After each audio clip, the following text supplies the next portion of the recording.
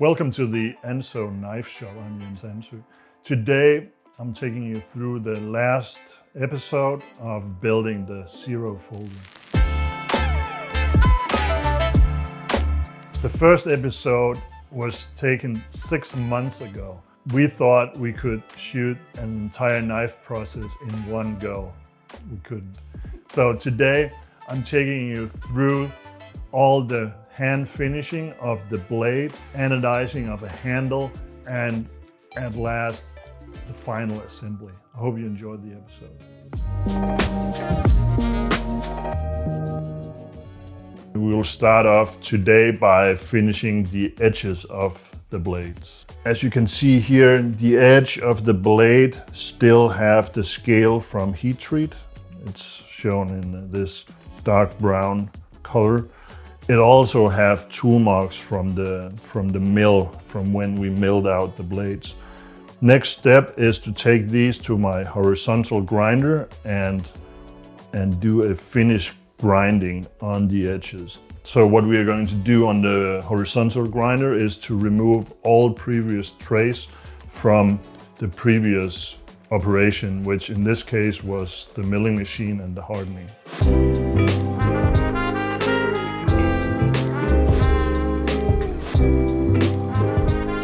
Next step will be to do a chamfer on the edges. I'm already started that process a little on this blade, but here I'm making sure that the only sharp edge on the knife is the edge itself. I'm rounding off or chamfering each sharp corner on the blade. For some processes I will use a completely fresh belt. For other processes I will use a belt that has been used for certain operation. In this case with the 320 grit, I've used this to put on edges on finished knives.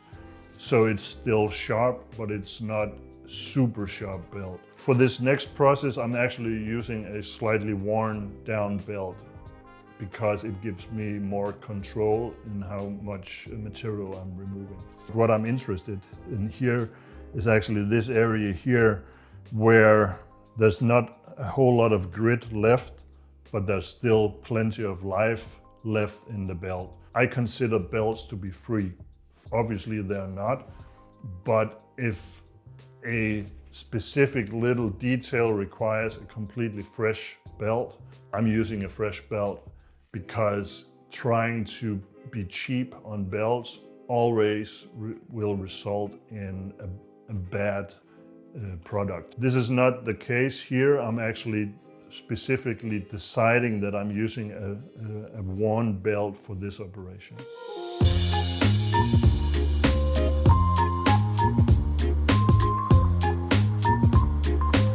So for this next operation I need a small wheel to get into this small radius here.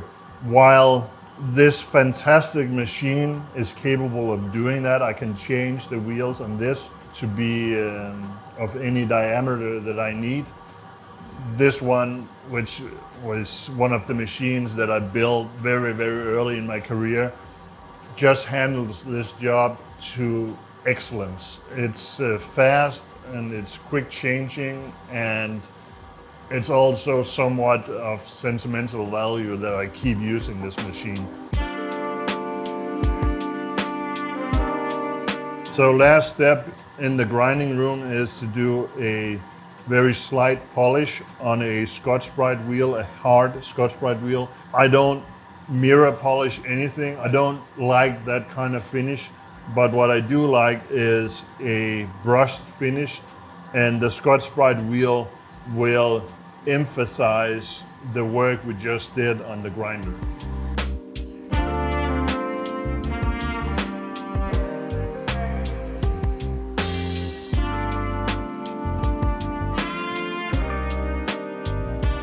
Next step on the blades is to polish the opening hole, the Spyderco trademarked opening hole. One of the more difficult areas to do a hand satin finish is in the shoulder of the grind. So I have developed a process where I I do a little sanding with a rotary tool in here. But let's start with the Spyderco opening hole here.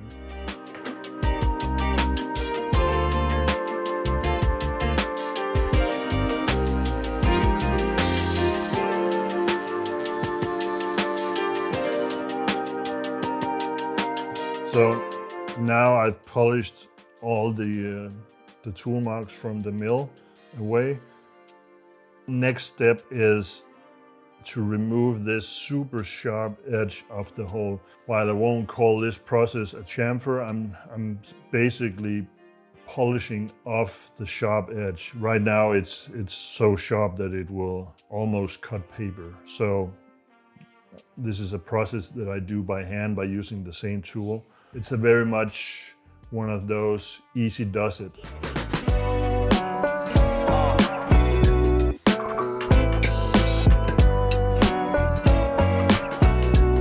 So in this process of doing various steps of finishing on the blade, for me it's crucial to have a multi-position vise. In this case it's a panel vise. I have one of these as well that I use for other processes, but for this process specifically I use a panel vise. And it's very utilitarian. It can turn in any direction that you want in order to work on the piece at a specific angle, or so you can work on a specific detail as easy as possible.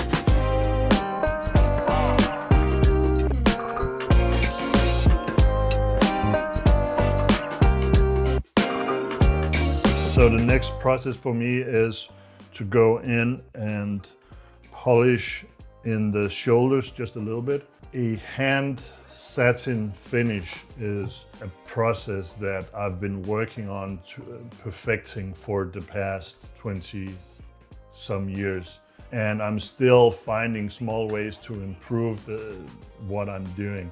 And I'm always allowing myself to improve on the process, because I always find small things that annoys me with working on this type of finish, but also a different blade shape will give you different challenges for this specific finish. But back to what we're doing here, I'm grinding with the same tool here into the shoulders to remove some stubborn grind lines from the belt grinder.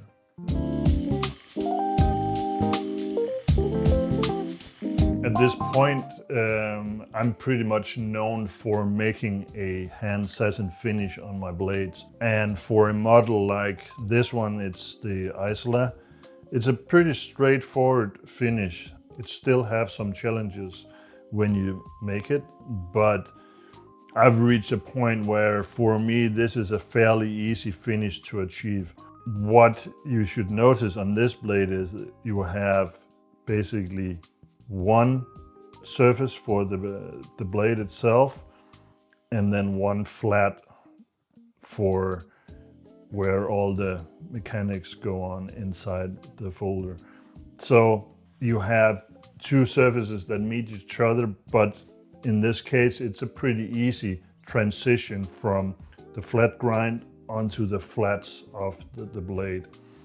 However, the zero here, you have the flat that goes out and meets the two grind lines here, and that just creates a bunch of troubles. The Mojo here has some of the same grinds as the zero. You have a main bevel, you have a swedge grind, and then you have the flats. And where these three meet is always a challenging spot to make sure that you don't have scratches from one surface that goes into the other surface. So it's a lot about which order I finish each bevel here, each surface, and it's very much a matter of what grit size I use as well. So for a blade that is multi-beveled like this, I generally choose a higher grit than I would on a knife like the Isola. I generally stop my hand satin finish at 400 grit, where out of need I go to a higher level of finish on a multi-bevel grind blade.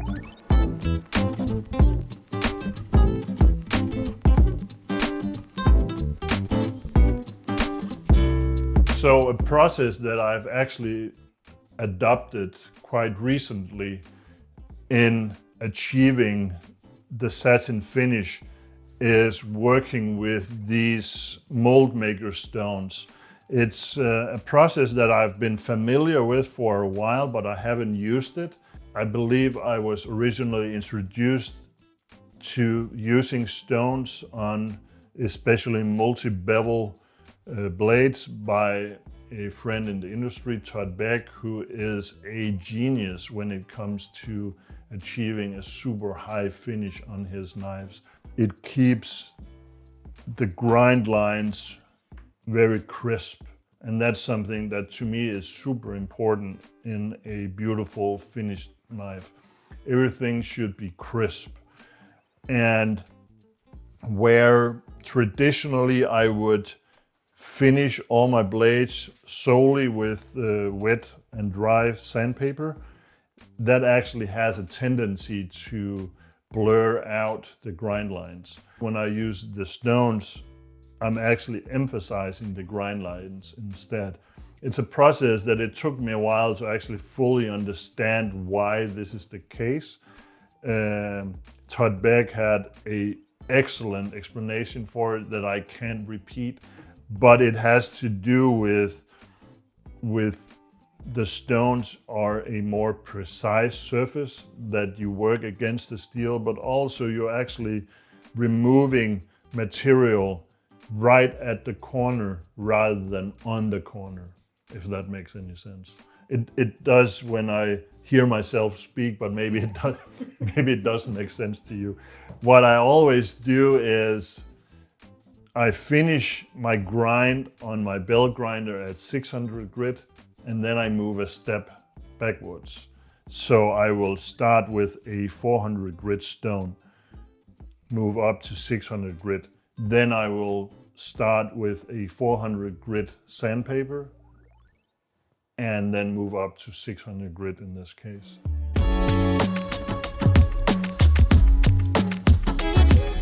I'm using kerosene for helping with the grind process with the hand stones. And while I don't think I have any allergic reaction to kerosene, I just like to make sure that I won't have that in 5 years' time when I've been soaking my hands in kerosene for hours at a time.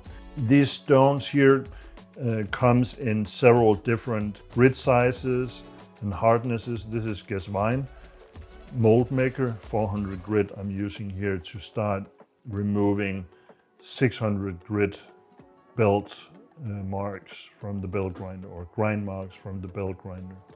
Specifically, which stone that gives the best result is still something that I'm playing with, but for now I found really good result with the mold maker version here.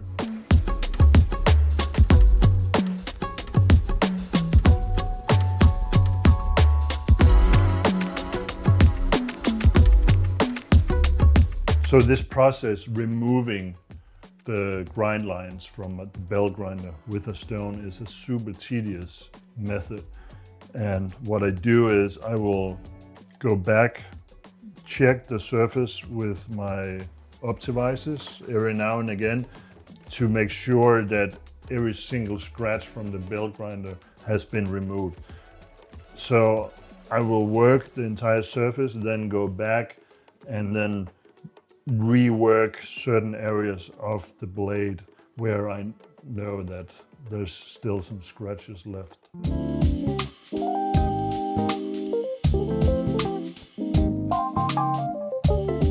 So So now I reach a point where every last step of the belt grinder has been removed with the 400 grit stone, and I'm moving up to a 600 grit stone. Looks basically the same, but the work is basically the same. So now the objective is to remove every last scratch from the 400 grit stone with the 600 grit stone. So now we finished the process of using the sanding stones, and I've moved up and started using wet or dry 3M sandpaper. I removed all the steps from the stone with a 400 grit paper using this very specialized sanding block here. And now I'm moving up to 600 grit. Not necessarily for the final finish. If you notice, the flats here are still not finished at this point. I'm going to work on the finish of the flats on my disc grinder, and that is one of the reasons why I'm not finishing the bevels just yet. All the 3 surfaces need to be finished at the same time, but I know that if I finished the flats too early, I need to go back and work on that again. So again, this is a super important process for me to learn in which order I need to do each step in order not to work against myself. So I'm gonna finish the grind here with 600 grit paper to a certain level where I feel confident that I removed every last trace of the 400 grit paper, but the last final finish is still to be done.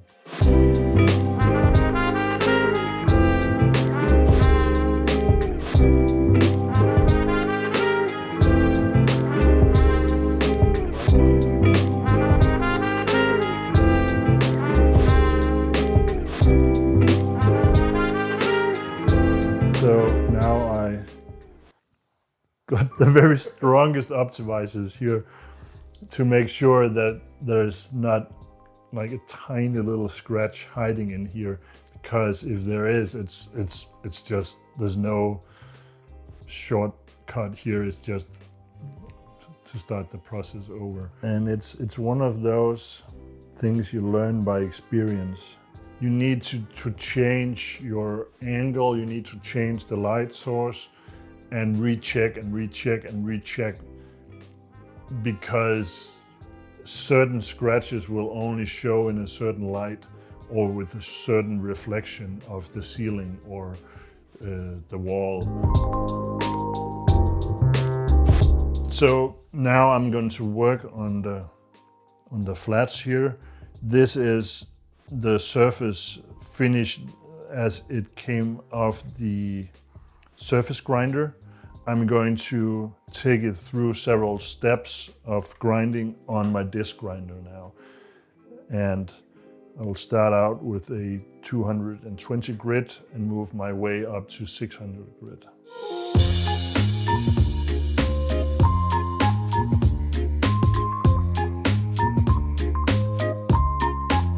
So now I've polished or sanded the blade up to 600 grit on the disc grinder, which in theory gives us a final finish, at least to the point where every single surface has been treated to 600 grit. It's still not a totally uniform finish, and that's the objective of the next process. I'm going to sand by using sandpaper, but very carefully, making sure that each step where I use the sandpaper is done very carefully, so each surface doesn't interfere with the other surface.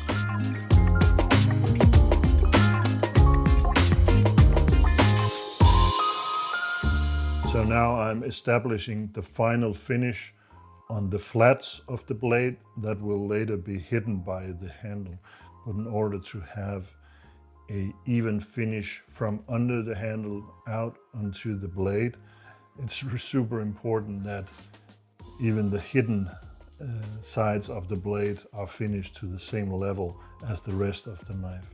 That is also very much in tune with basically everything that I do. Even though something is hidden, I spend basically the same amount of time making sure that everything looks nice, mainly for my own sake, but also if you take a product apart, it needs to look nice underneath as well.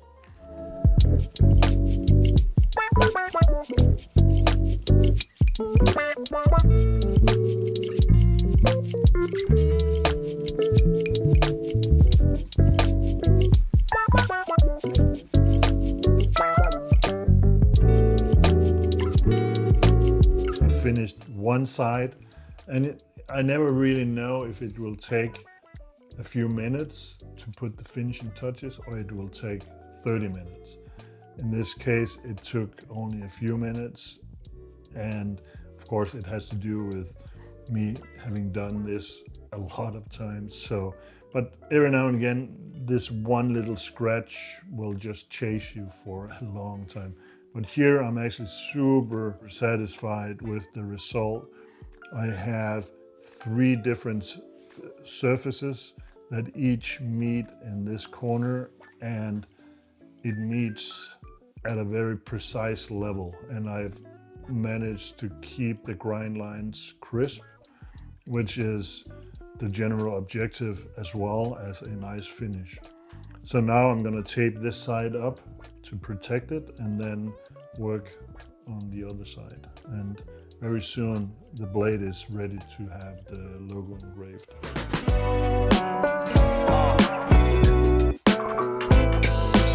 So now I've finished the sanding operation.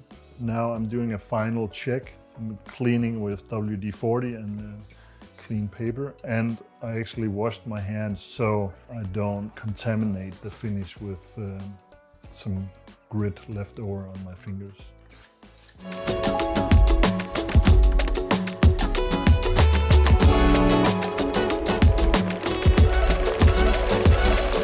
This process, I didn't time it. That's probably about an hour's worth of hand sanding in this blade.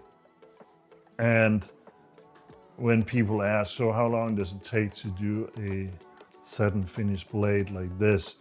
I like to say about an hour and 25 years. Because I've done this for so long, I can do it in an hour and have a result that at least I'm super happy about.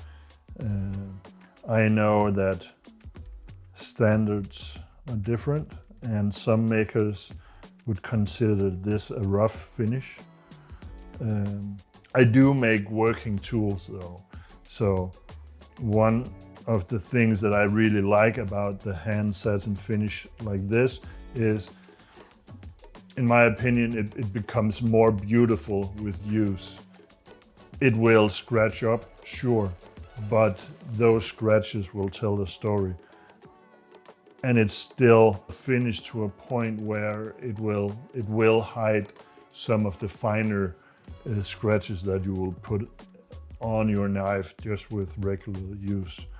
Where if I've taken this to a much higher finish, say a 2000 grit finish, you would see every little scratch, even just from your fingers. My objective is to make a finish as good as I am physically able to do it.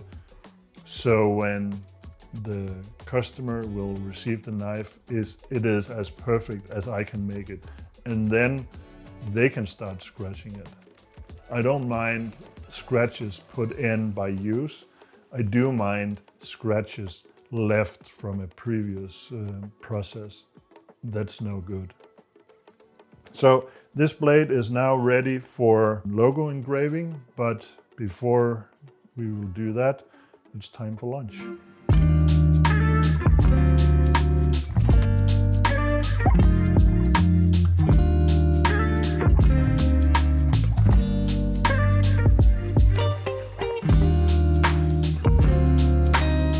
So for the next process, I'm doing a diamond engraved logo, a diamond dragged engraved logo on my TM1 Haas machine here.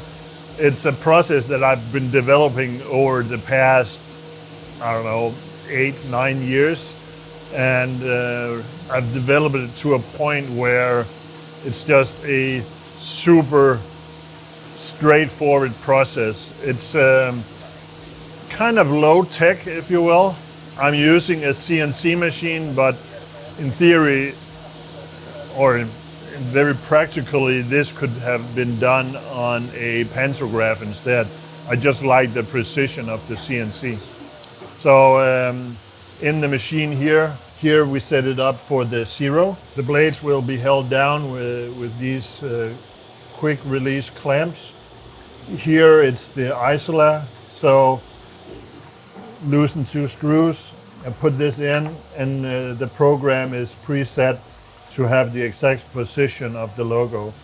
This speeds up the process tremendously when you, like me, work with several different models on a week-to-week basis. I like to change things up, so even though that I might have to engrave 3 different models or 4 different models in the same run, it's a really fast process by now.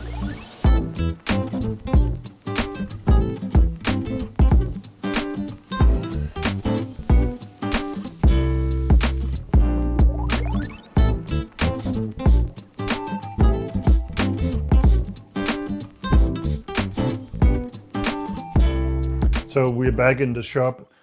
I engraved my logo with the diamond drag method on the blade we just finished, and also a stonewashed blade that I finished previously. So I've prepared 2 sets of scales for the 2 knives that we're ready to assemble. If you take a look here on us, here you can see the handle part that has all the edges ground, all the edges have been chamfered and then tumbled. This part here, if you can see the difference, this has been bead blasted afterwards and then tumbled again to give this kind of satin grayish finish on the titanium. I really love how the shine of the surface is now kind of matte or a satin finish, and it's super smooth, if you will, to the touch. So this one, I'll leave this as is with the gray finish. This will have a stonewashed blade, which is also a grayish color. This, however, this is part of the process of the anodizing has already taken place. Here I'm making one of my custom colors that I call copperum, which is a 2-stage anodizing process. It's already been anodized, the base color, and now we're going to finish them by doing the final anodizing.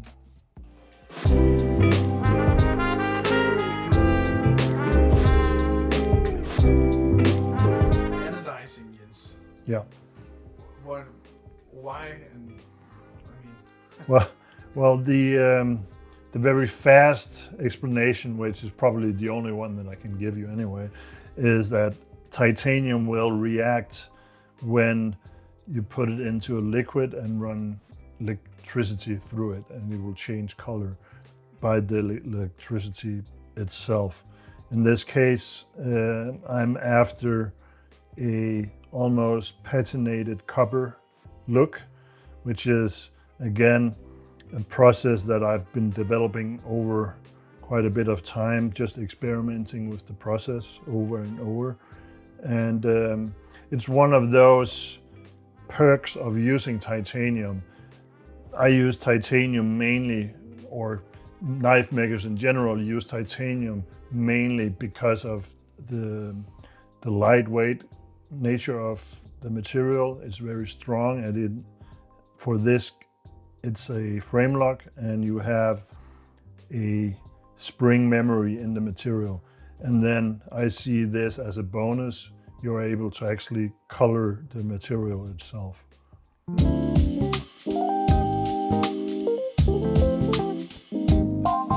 So if you look at these two parts here, this one, picking up from the last episode, has all the edges here ground to the desired finish.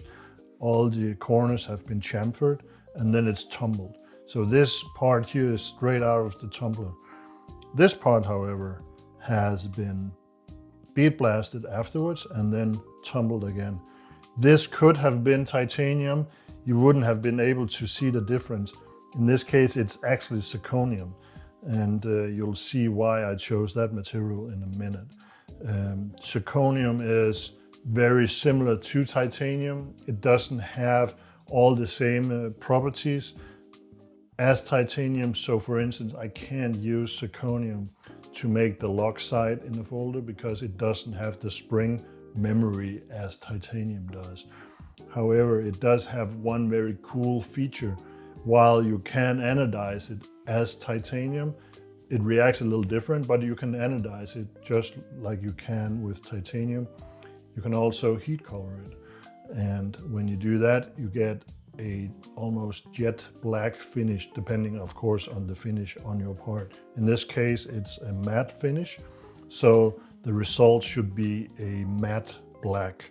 If it had been super polished, it would have been almost a mirror-like surface when your heat color is black. But that's the next step for this part, is to heat it. And in preparation of that, I'm just gonna clean it down with some window cleaner to make sure that there's no fingerprints or anything else that will show up after the heat coloring.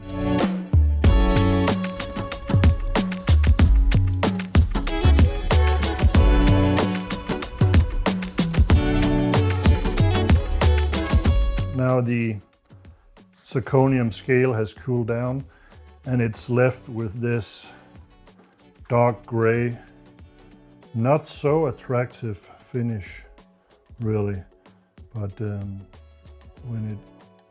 when you oil the surface ever so slightly, the magic comes out. So check this out.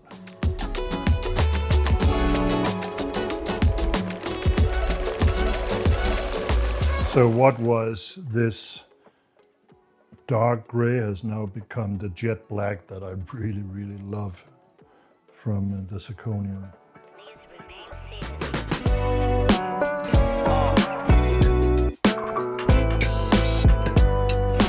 Now we are moving into the very last steps of preparing parts before the assembly. Next step is to polish the pivot screw and the clip screws. I do that using Scotch-Brite and a little hand drill.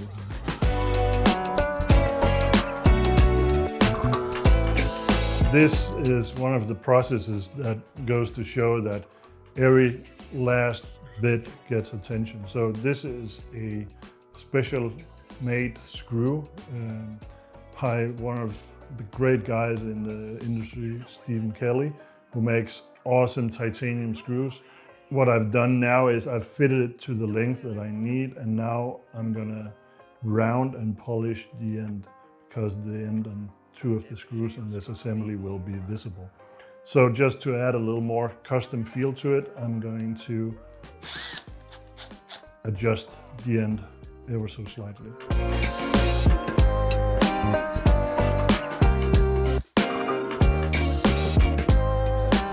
So Jens, what are you carrying right now? What knife? I'm so happy that you asked me exactly that question, because today I'm carrying the prototype for the Aros. The Aros will be out very, very soon after this episode airs. We don't have the exact date yet. Maybe we do actually have the exact date when this episode is out. But right now we don't have the exact date. This is still the prototype, but we are in full production on the Aros.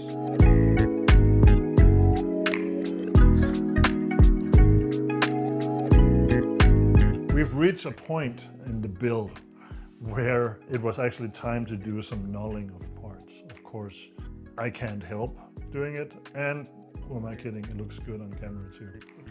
Reaching this far in the process, the only thing missing is assembling the knives, putting the edge on.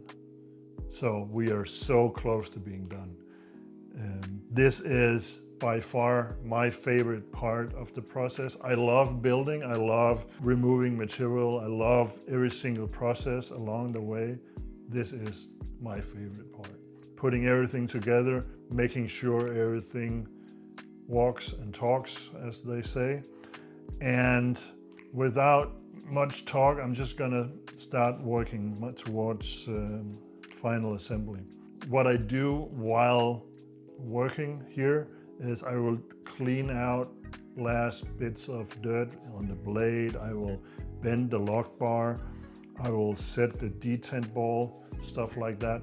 Everything has its own little sequence, and I'll take you through it.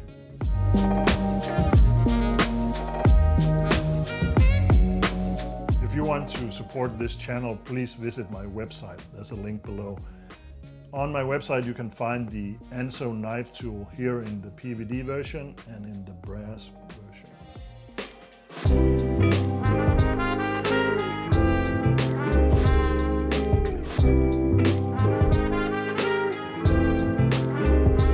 So here I just set the exact tension I wanted on the lock bar here, which by the way have a hardened steel lock insert.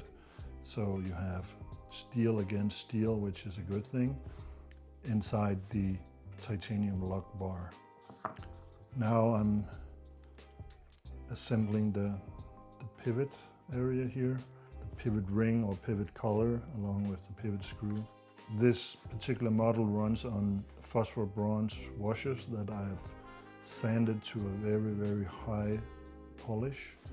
It's a 1200 grit polish. I installed a stop pin.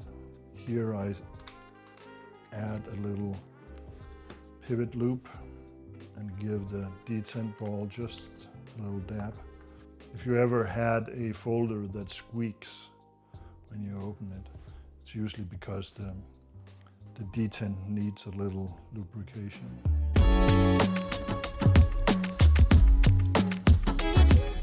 I add a little Loctite to the pivot barrel. Make sure everything is put together nice and tight.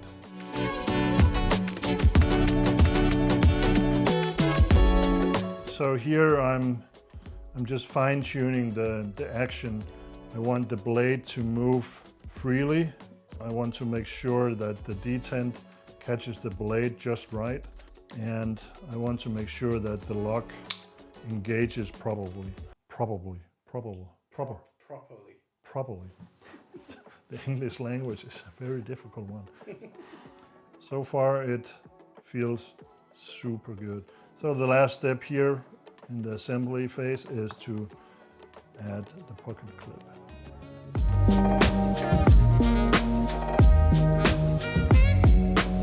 And there you have it. We reach a point in the process where the only thing missing is the final sharpening. I do that freehand on a belt grinder, and frankly that's something I need to be 100% focused.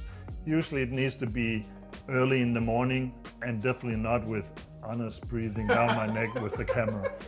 So I won't show that, but this is the result of these 2 episodes, and I'm really, really happy. Thank you so much for watching. If you watched this far into the episode, I know that you enjoy knives and knife making pretty much as I do. If you did enjoy this episode, remember to hit like, tell your friends. I'd love to see this channel grow. And until next time, see you later. If you enjoyed this episode, please visit my website at ansoofdenmark.com. Help support this channel and keep the light on.